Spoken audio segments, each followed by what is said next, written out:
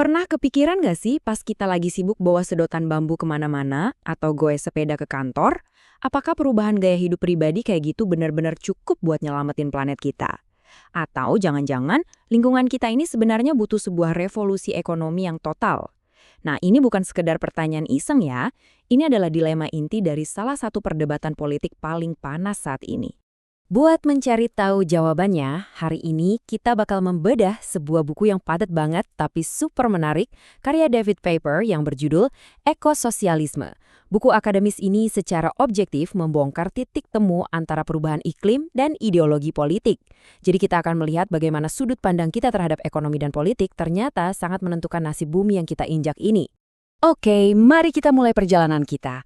Ini adalah peta konsep yang bakal kita bahas. Mulai dari krisis politik ekologis, adu gagasan antara teknosentris versus ekosentrisme, masuk ke perdebatan merah hijau, melihat kembali pertanyaan politik lama, dan akhirnya bermuara pada sintesis ekososialis.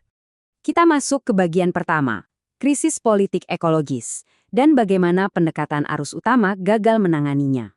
Sebelum kita bahas teorinya, kita perlu mundur sedikit ke tahun 1992.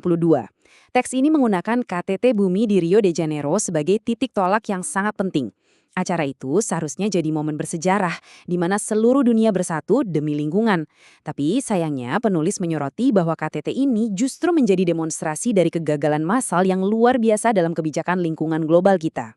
Secara belak-belakangan, Paper berargumen bahwa pendekatan kapitalis arus utama ini gagal total dalam mengatasi akar masalah kerusakan alam. Bayangkan saja, negara-negara kapitalis barat menolak keras perubahan radikal dan draft kesepakatan global akhirnya dilemahkan begitu saja.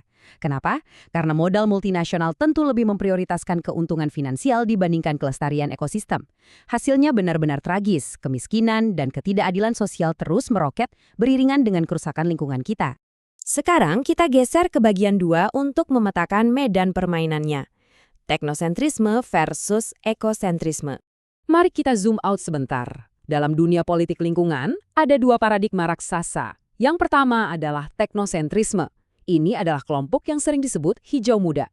Mereka ini sangat optimis dan percaya penuh pada pasar bebas atau intervensi negara. Gampangnya, mereka yakin kalau teknologi manusia, sains klasik, dan manajemen ekonomi yang baik pasti bisa menyelesaikan semua krisis lingkungan, dan kita tetap bisa mengejar pertumbuhan ekonomi tanpa batas. Di sudut seberangnya kita punya ekosentrisme.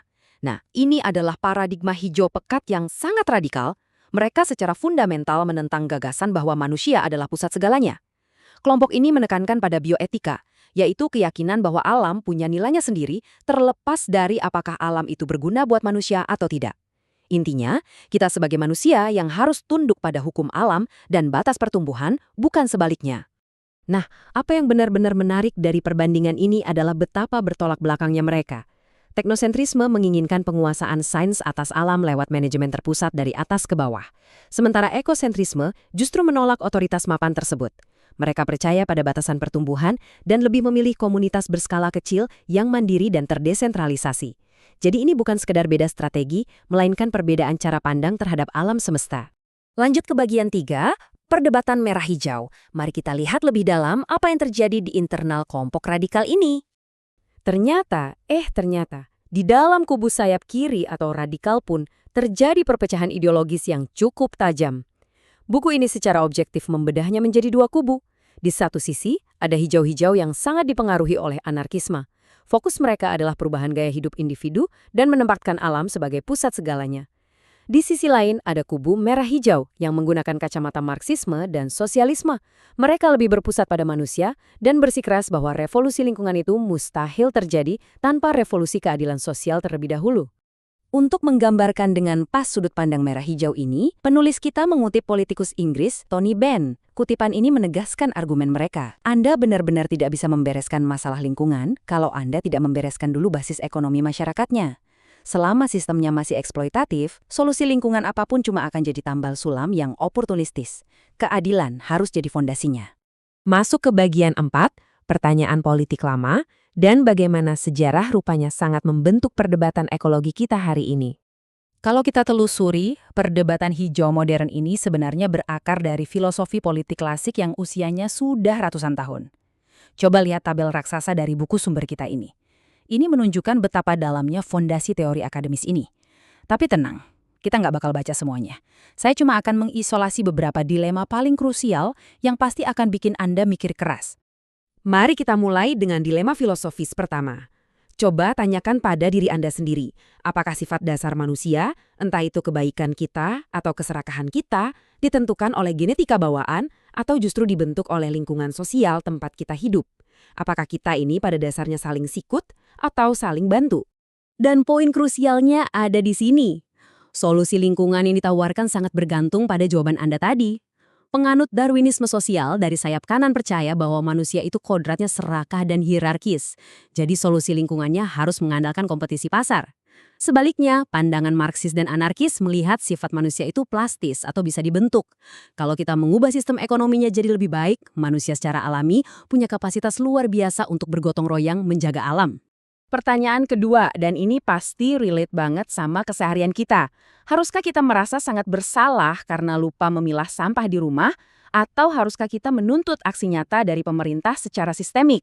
Pertanyaannya adalah, apakah kita mengubah dunia sebagai individu-individu yang terisolasi atau sebagai sebuah aksi kolektif massal? Sosiologi memotret pertarungan ini lewat dua istilah berat, Gesellschaft melawan Gemeinschaft. Gampangnya gini, Gesellschaft itu adalah masyarakat yang terpecah-pecah jadi individu, di mana kampanye gaya hidup personal mendominasi. Ini bertabrakan keras dengan Gemeinschaft, pandangan komunitas organik, di mana kaum Marxis melihat bahwa aksi massal kolektif yang solid adalah satu-satunya cara buat mendobrak sistem raksasa yang merusak bumi. Nah, ekstrimnya konsep individualisme Gesellschaft ini tergambar dengan sangat jelas lewat kutipan legendaris dari Margaret Thatcher ini, yang juga disorot dalam teks kita. Kalau Anda percaya bahwa masyarakat itu tidak ada, otomatis semua beban penyelamatan bumi cuma jatuh ke pundak Anda sendirian sebagai konsumen di pasar bebas. Gila kan? Tapi tunggu dulu, mengandalkan sekadar perubahan gaya hidup individu, itu langsung hancur lebur kalau kita dihadapkan pada statistik ini, 1 miliar. Menurut buku sumber kita, ada 1 miliar manusia di bumi yang hidup dalam kemiskinan absolut. Angka ini seolah menampar kita untuk kembali ke realitas yang brutal. Untuk menempatkannya dalam perspektif, laporan Brundtland yang dikutip oleh paper mencatat satu hal penting. Sangat gak masuk akal menyuruh orang yang kelaparan untuk memikirkan produk ramah lingkungan. Sebagai bukti ketimpangan yang mengerikan, teks ini mencatat bahwa di Inggris hanya 6,7% orang yang menguasai 81% dari seluruh tanah. Jadi jelas, distribusi kekayaan yang tidak merata itu bukan cuma masalah sosial, tapi itu adalah masalah lingkungan yang paling absolut. Dan sampailah kita di bagian kelima. Sintesis ekososialis, titik terang dari semua perdebatan ini. Ini merangkum dengan brilian apa yang diajukan oleh David Pepper. Untuk bisa menang, gerakan hijau harus melepaskan kecenderungan anarkis dan individualis mereka. Mereka harus menolak biosentrisme buta dan membuang mitos bahwa kelebihan penduduk lah yang jadi biang keroknya.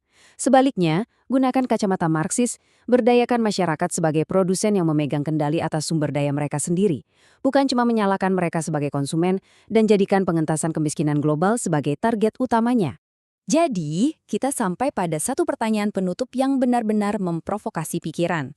Bisakah kita benar-benar menyelamatkan alam tanpa mewujudkan keadilan bagi seluruh umat manusia terlebih dahulu?